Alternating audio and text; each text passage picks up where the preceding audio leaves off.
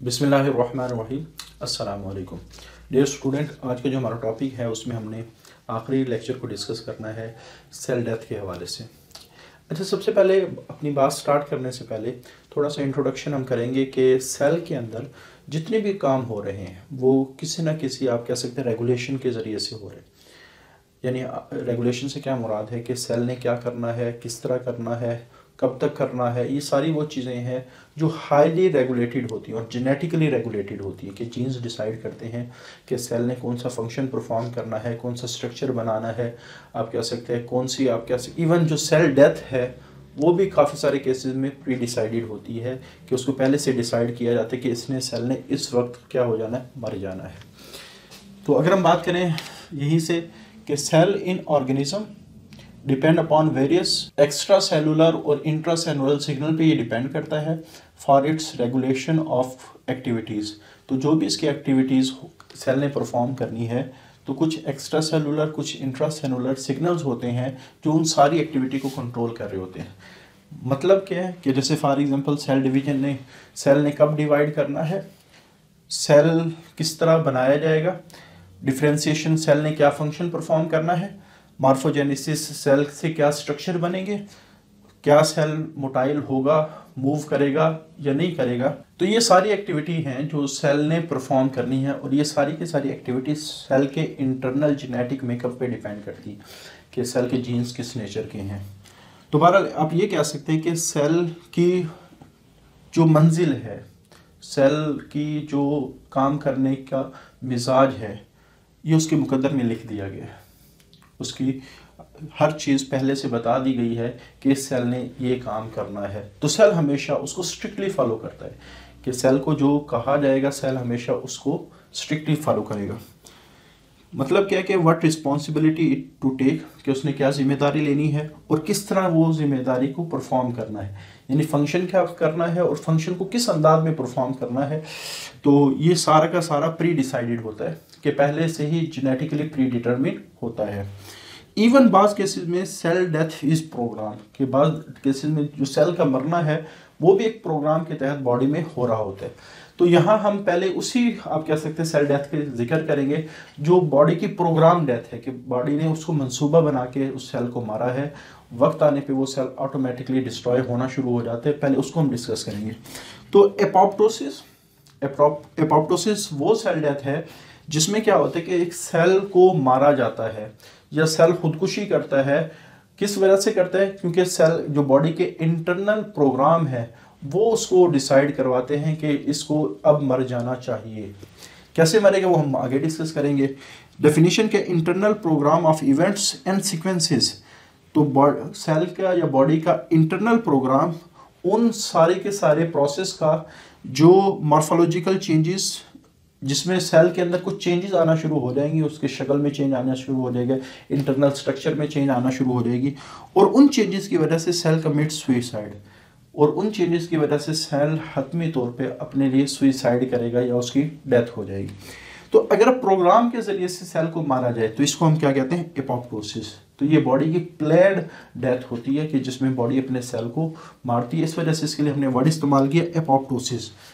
लफ्ज़ी मतलब Greek, apoptosis का मतलब फॉलिंग ऑफ, कि बॉडी ने खुद गिरा दिया है सेल को। काजेस क्या बनते हैं? Cell death is control by basically two mechanism. दो काम हो सकते हैं। जैसे एक इंसान अगर उसका रहना मुश्किल कर दिया जाए, जैसे उसको खुराक ना दी जाए या ज़रूरत की चीज़ें ना दी जाए, तो बाज़ दफ़ा वो खुदकुशी करने पे मजबूर हो जाते हैं। तो इसी तरह पहला मैकेनिज्म तो ये है कि सेल को अगर प्रॉपरली चीज़ें ना मिल रही हों तो सेल ऑटोमेटिकली अपनी डेथ को स्टार्ट करवा देते, सेल अपने लिए खुदकुशी करना शुरू कर देते। लेकिन दूसरा तरीका ये है, जैसे कोई शख्स है, खुदा ना खास्ता वो किसी को नुकसान पहुंचा रहा है और वो जो आप कह सकते हैं कि शख्स है जिसको नुकसान हो रहा है, तो वो उसको प्लान बना के मारता है। इसको कहते हैं उसने मर्डर किया है, प्लान मर्डर किया है। तो बाज़ दफ़ा सेल को बॉडी प्लान बना के मारती है। यानी दो काम हुए कि सेल के लिए जीना मुश्किल हो गया, सेल अपने लिए खुदकुशी खुद तजवीज़ कर लेता है। दूसरा काम क्या हुआ कि बॉडी उसको प्लान बना के उसका मर्डर करती है। तो ये दो मैकेनिज्म हैं जिनके ज़रिए से बॉडी सेल को मारती है।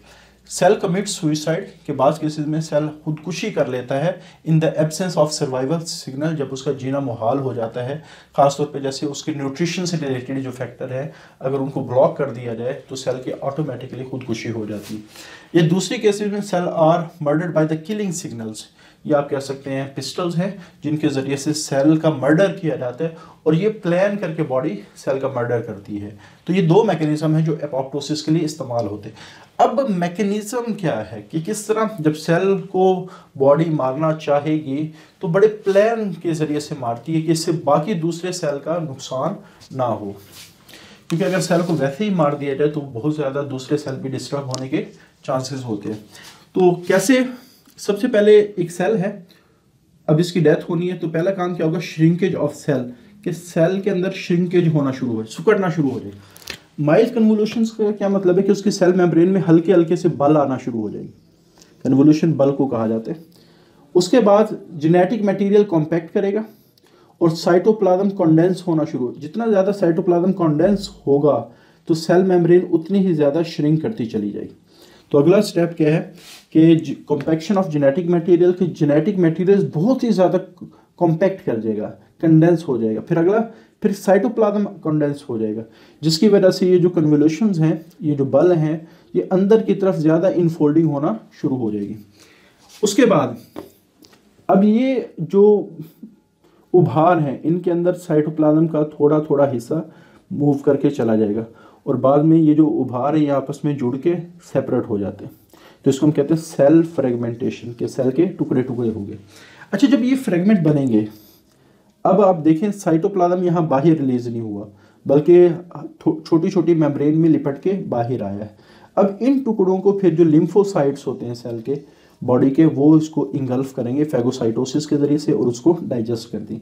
अब यहाँ सेल को बड़े प्लान करके मारा गया कि पहले कन्वोल्यूशंस हुई, श्रिंकेज हुई, फिर कॉम्पैक्शन ऑफ जेनेटिक। अब ये सारा का सारा कौन कर रहा है, सेल का इंटरनल प्रोग्राम कर रहा है कि किस वक्त कन्वोल्यूशन स्टार्ट होंगी, किस वक्त कॉम्पैक्शन ऑफ जेनेटिक मटेरियल होगा, किस तरह कंडेंसेशन ऑफ साइटोप्लाज्म होगी।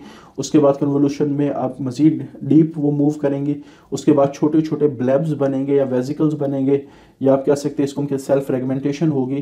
तो ये उसके बाद फिर जो सेल फ्रेगमेंटेशन हुई है और उसको जो एक नॉर्मल बॉडी का सेल है, जो हमारे इम्यूनिटी का सिस्टम है या किसी ऑर्गेनिज्म की इम्यूनिटी का सिस्टम है, वो उसको इंगल्फ कर लेगा।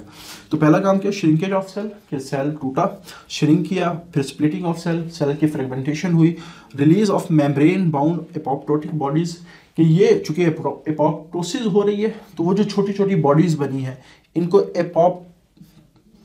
एपोप्टोटिक बॉडीज कहा जाएगा, क्योंकि ये एपोप्टोसिस के वक्त बन रही है। और फैगोसाइटोसिस बाय अदर सेल, फिर जो दूसरे सेल्स होते हैं जैसे लिम्फोसाइट इसके बेस्ट एग्जांपल है, उनके जरिए से उसकी फैगोसाइटोसिस होगी। इसमें क्या होता है, सबसे बड़ा जो सेल के अंदर के कंपोनेंट हैं वो इन्वायरमेंट में रिलीज नहीं होते बल्कि वो एक मेम्ब्रेन के अंदर बाउंड ही रहते हैं। क्योंकि अगर हमारे पास ये बाहर रिलीज हो जाए तो इसमें काफ़ी सारे लाइसोसोमल एंजाइम, आपको पता है कि साइटोप्लाज्म में मौजूद होते हैं।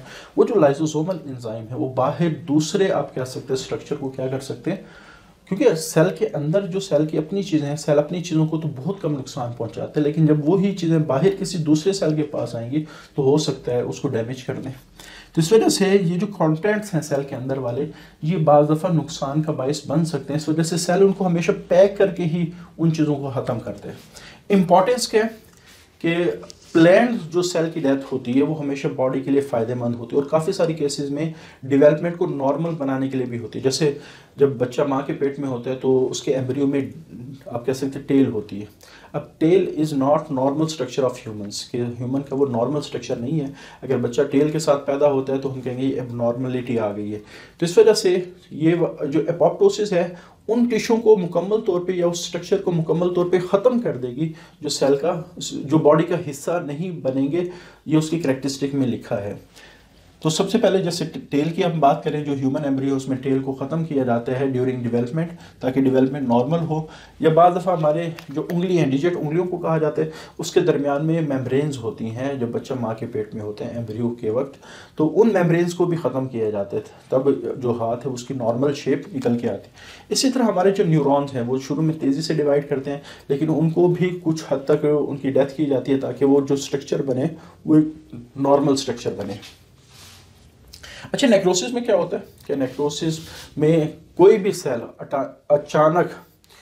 अचानक किसी भी, आप कह सकते हैं, एक्सीडेंट की वजह से, किसी कट लगने की वजह से, चोट लगने की वजह से अगर उसकी डेथ हो जाए तो इसको हम कहते हैं नेक्रोसिस। इसमें बॉडी ने प्लान नहीं किया, बाई चांस ये हो गया तो इसको हम कहते हैं नेक्रोसिस। लेकिन इसमें क्या होगा कि जैसे कोई चीज़ आके यहाँ टकराती है तो उससे सेल फट जाता है और उसके जो इंटरनल कंटेंट्स है वो इन्वायरमेंट में रिलीज होंगे, साथ वाले टिश्यू को नुकसान पहुंचाएंगे, जिससे इन्फ्लेमेशन का होने का चांस ज़्यादा है। तो इस वजह से हार्मफुल इफेक्ट नज़र आते हैं नेक्रोसिस की वजह से। तो सेल डेथ जो टिश्यू डैमेज की वजह से उसको नेक्रोसिस कहा जाता है। इसमें सेल सूजता है या फटता है, रिलीजिंग इंट्रासेलुलर कॉन्टेंट्स, जो इंट्रासेलुलर कॉन्टेंट्स वो रिलीज होते हैं और डैमेज द नेबरिंग सेल्स, बाहर वाले सेल को डिस्ट्रॉय करेंगे, काज इन्फ्लेमेशन, जो इन्फ्लेमेशन का बायस बनेगा। तो ये हमारा आर्टिकल है, इसमें से शॉर्ट क्वेश्चन 12 दफ़ा क्वेश्चन ज़्यादातर ये पूछा गया डिफरेंशिएट बिटवीन एपोप्टोसिस और नेक्रोसिस। ये बहुत दफ़ा ये शॉर्ट क्वेश्चन पूछा गया है। या ये भी पूछा जा सकता है कि write down 2 signals which are responsible for the apoptosis. ये भी पूछा जा सकता है write down the mechanism of apoptosis. तो इस तरह के शॉर्ट क्वेश्चन हैं जो इस टॉपिक से बन सकते हैं। लेकिन जो सबसे इंपॉर्टेंट है वो यही है कि differentiate between apoptosis and necrosis. अगर ये डिफरेंस आ जाए तो 2 डिफरेंस तो आप आसानी से लिख सकते हैं कि इसमें आप कह सकते हैं प्लान बना के आप कह सकते हैं सेल डेथ करवाई जाती है और इसमें बाई चांस या किसी भी डैमेज की वजह से सेल की डेथ होती है। इसमें क्या होता है, जो इंटरनल सेलुलर कंटेंट्स हैं वो इन्वायरमेंट में रिलीज नहीं होते और इसमें क्या होता है, इंटरनल जो सेलुलर कंटेंट्स हैं वो इन्वायरमेंट में रिलीज होते हैं। ये डेवलपमेंट के लिए, नॉर्मल डेवलपमेंट के लिए ज़रूरी है, इसका फ़ायदा है, ये नुकसानदेह है क्योंकि इसकी वजह से इन्फ्लेमेशन हो सकती है। तो ये 3 डिफरेंस, एक डेफिनेशन का, एक इंट्रासेलुलर कंटेंट्स का और तीसरा जो एपोप्टोसिस है वो बॉडी के लिए बेनिफिशियल है, डेवलपमेंट को नॉर्मल रखती है, और जो नेक्रोसिस है वो बॉडी के लिए हार्मफुल है और इन्फ्लेमेशन काज कर सकती है। तो बड़ा ही इंपॉर्टेंट आर्टिकल है। अब ये हमारा चैप्टर 21 एंड हुआ। अगला जो हमारा लेक्चर होगा वो उसमें किसी नए चैप्टर को डिस्कस करेंगे। आज के लिए इतना ही। अल्लाह हाफिज़।